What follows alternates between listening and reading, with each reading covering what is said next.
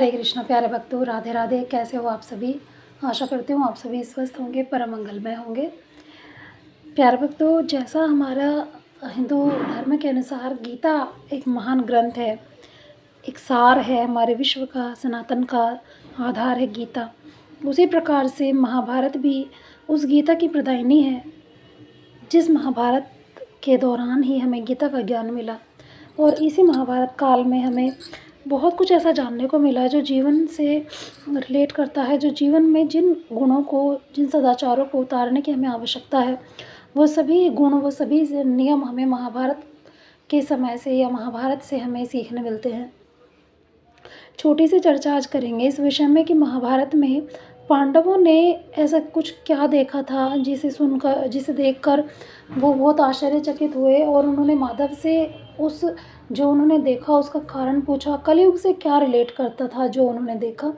तो बस आज इसी विषय में हमारी वीडियो है कि महाभारत काल में पांडवों ने ऐसा आखिर क्या देखा और उसका क्या तात्पर्य था जो श्री कृष्ण ने उन्हें समझाया और वो कलयुग से रिलेट करता हुआ था। तो आइए वीडियो शुरू करते हैं।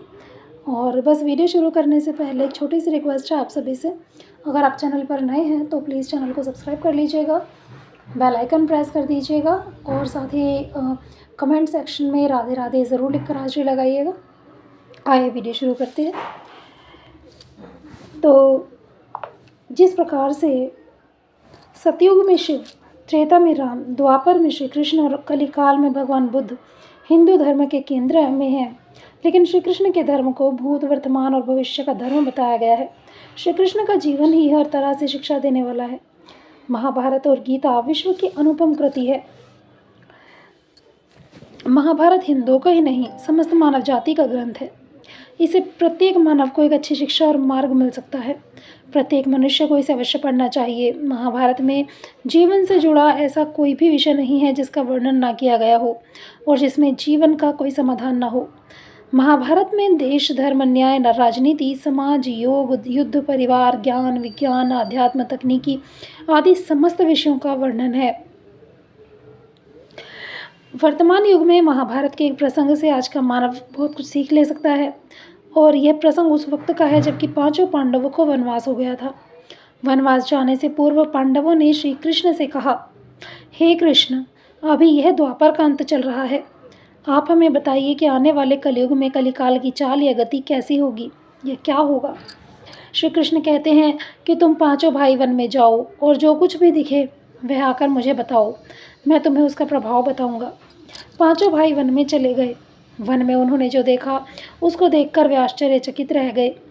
आखिर उन्होंने वन में ऐसा क्या देखा और श्री कृष्ण ने उन्हें क्या जवाब दिया, आइए जानते हैं। युधिष्ठिर ने देखा कि पांचों भाई जब वन में रहने लगे तो एक बार चारों भाई अलग अलग दिशाओं में वन भ्रमण को निकले। अर्जुन ने कुछ दूर जंगल में जाकर उन्होंने एक जगह पर देखा कि किसी हाथी की दो सूंड है। यह देखकर युधिष्ठिर की रचनाएं लिखी हुई नहीं रहा, पर वह पक्षी मुर्दे का मांस करते हैं कि अर्जुन ने क्या देखा। यह देखकर अर्जुन बहुत आश्चर्यचकित हो गए। आगे देखते हैं कि भीम जी ने क्या देखा। तो भीम ने देखा कि एक गाय ने बछड़े को जन्म दिया है। जन्म के बाद वह बछड़े को इतना चाट रही है कि बछड़ा लहूलुहान हो गया, जिसे देखकर भीम बहुत आश्चर्यचकित हो गए। सहदेव जब भ्रमण पर थे तो उन्होंने देखा कि 6 से 7 कुएं हैं और आसपास के कुओं में पानी है, किंतु बीच का कुआं खाली है। बीच का कुआं इतना गहरा है कि उसमें पानी ना होना एक आश्चर्य की बात है और उसमें पानी नहीं है। यह देखकर सहदेव को बड़ा ही घोर आश्चर्य हुआ। नकुल ने देखा कि एक पहाड़ के ऊपर से एक बड़ी सी शिला लुढ़कती हुई आती है और कितने ही वृक्षों से टकराकर उनको नीचे गिराते हुए आगे बढ़ जाती है। विशालकाय वृक्ष भी उसे नहीं रोक पाते। इसके अलावा वह शिला कितनी ही अन्य शिलाओं के साथ टकराई, फिर भी वह नहीं रुकी। अंत में एक अत्यंत छोटे पौधे का स्पर्श होते ही वह स्थिर हो गई। पांचों भाइयों ने अपने देखे गए दृश्य। अब श्री कृष्ण कहते हैं, इसी प्रकार कलयुग में ऐसे लोग रहेंगे जो बड़े ज्ञानी और ध्यानी कहलाएंगे। वे ज्ञान की चर्चा तो करेंगे लेकिन उनके आचरण राक्षसी होंगे। बड़े पंडित और विद्वान कहलाएंगे, किंतु वे यही देखते रहेंगे कि कौन सा मनुष्य में मरे और हमारे नाम से संपत्ति कर जाए। हे अर्जुन, संस्था के व्यक्ति विचरेंगे, और ये विचारेंगे कि कौन सा मनुष्य कब हमारे नाम अपनी संपत्ति कर दे। हर जाति धर्म के प्रमुख पद पर बैठे विचार करेंगे कि कब किसका श्राद्ध हो, दृश्यों की कौन चर्चा कब किस पद से आपस में की और शाम को श्री कृष्ण को अपने अनुभव सुनाए। भी लोग सबसे पहले होंगे, बड़े युधिष्ठिर लोग ने कहा होंगे, कि किंतु मैंने उनकी तो दृष्टि पहली बार धर्म 2 पद सूंड के वाला ऊपर हाथी देखा, ही रहेगी। ये मेरे लिए ऐसे बहुत ही लोगों की आश्चर्यजनक था। बहुतायत होगी। तब श्री कोई कृष्ण कोई कहते बिरला हैं, ही हे संत पुरुष धर्मराज, कहलाएगा। अब तुम कलिकाल की सुनो। अर्जुन कलयुग के में ऐसे सवाल के लोगों का जवाब राज्य के बाद होगा भीम ने जो अपना अनुभव दोनों ओर सुनाया। से शोषण करेंगे, भीम ने कहा कि मैंने बोलेंगे देखा कुछ कि और गाय करेंगे अपने कुछ, बछड़े को इतना मन चाट में रही कुछ और थी कर्म में कि कुछ, बछड़ा ऐसे ही लहूलुहान लोगों हो का जाता राज्य है। होगा। तब श्री इससे कृष्ण तुम ने पहले कहा, राज्य कर लो। कलयुग का मनुष्य शिशुपाल हो जाएगा। युधिष्ठिर के बाद अर्जुन ने कहा कि मैंने जो देखा वह तो इससे भी कहीं ज्यादा आश्चर्यजनक था। मैंने देखा कि एक पक्षी के बच्चों पंखों का पर इतना वेदों की शोषण रचनाएं होगा लिखी कि हुई उन्हें अपने हैं विकास के और अवसर वह ही पक्षी नहीं मुर्दे मिलेंगे। का मांस खा रहा मोहमाया है। में ही घर बर्बाद हो जाएगा।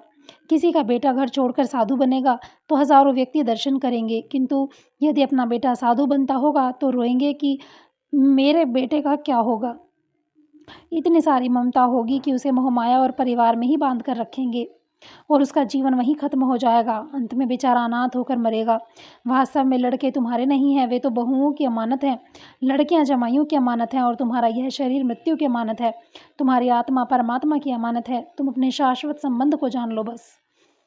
भीम कहते हैं, कृष्ण, मैंने जो देखा उसका क्या मतलब है? मैंने ये देखा कि 5-7 भरे हुए कुओं के बीच एक कुआं एकदम खाली है, जबकि ऐसा कैसे संभव हो सकता है?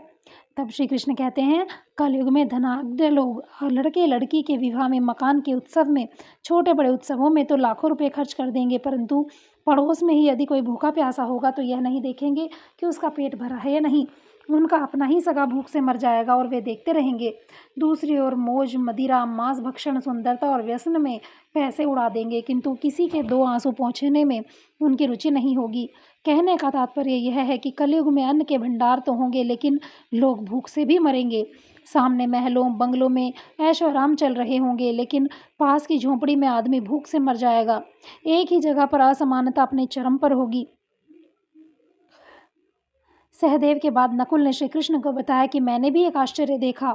वह यह कि एक बड़ी चट्टान पहाड़ से लुढ़कती हुई, वृक्षों के तने और चट्टानें उसे रोक नहीं पाते, किंतु एक छोटे से पौधे से टकराते ही वह चट्टान रुक गई। इसका क्या अर्थ है माधव? तो श्री कृष्ण कहते हैं कि कलयुग में मानव का मन नीचे गिरेगा, उसका जीवन पतित होगा। यह पतित जीवन धन की शिलाओं से नहीं रुकेगा, ना ही सत्ता के वृक्षों से रुकेगा, किंतु हरिनाम के एक छोटे से पौधे से, हरि कीर्तन के एक छोटे से पौधे से मनुष्य जीवन का पतन रुक जाएगा। और ऐसा कहकर श्री कृष्ण चुप हो गए और श्री कृष्ण ने बस इतना ही कहा कि ये कलयुग की एक छोटी सी झांकी तुम लोगों ने देखी है। आगे कलयुग में क्या होगा ये तो समय ही बताएगा। इतना सुनकर पांचों भाई श्री कृष्ण के सामने नतमस्तक हो गए और ग्लानि करने लगे कि ऐसा कलयुग में यदि इस प्रकार का आचरण होगा तो प्रभु कैसे मिलेंगे। और अंत में यही निष्कर्ष निकाला गया कि प्रभु मिलेंगे। प्रभु यदि व्यक्ति का पतन होने से रोकना है तो उसके लिए हरिनाम का कीर्तन, हरिनाम संकीर्तन ही करना आवश्यक है। कलयुग में हर पाप से बचाने का एकमात्र साधन केवल और केवल हरिनाम जाप है। श्रीमन नारायण नारायण, हरि हरि, हरे कृष्ण राधे राधे। और आप सभी से मेरा ये निवेदन है कि यदि आप भी हरि नाम जपते हैं तो अपने नाम को और बढ़ाइए। अगर वीडियो अच्छी लगी है तो लाइक ज़रूर कर दीजिएगा। यदि जो इस वीडियो में बात समझाई गई हैं श्री कृष्ण के द्वारा, यदि वास्तव में कलयुग में आप लोग ऐसा अपने आसपास देख रहे हैं तो कमेंट सेक्शन में ज़रूर बताइएगा कि आपके आसपास इन पांचों में से आपने क्या देखा। आशा करती हूँ आपको वीडियो अच्छी लगी होगी। वीडियो में बताया गया जो रहस्य है वो समझ आया होगा। मिलते हैं एक नई वीडियो में, एक नई आध्यात्मिक वीडियो के साथ, एक नए आध्यात्मिक चर्चा के साथ। तब तक के लिए बने रहिए चैनल पर। वीडियो देखने के लिए आपका बहुत बहुत दिल से आभार। मिलेंगे नई वीडियो में एक नए प्रसंग के साथ। तब तक के लिए हरे कृष्णा, राधे राधे। नाम जाप करते रहिए। हरि बोल।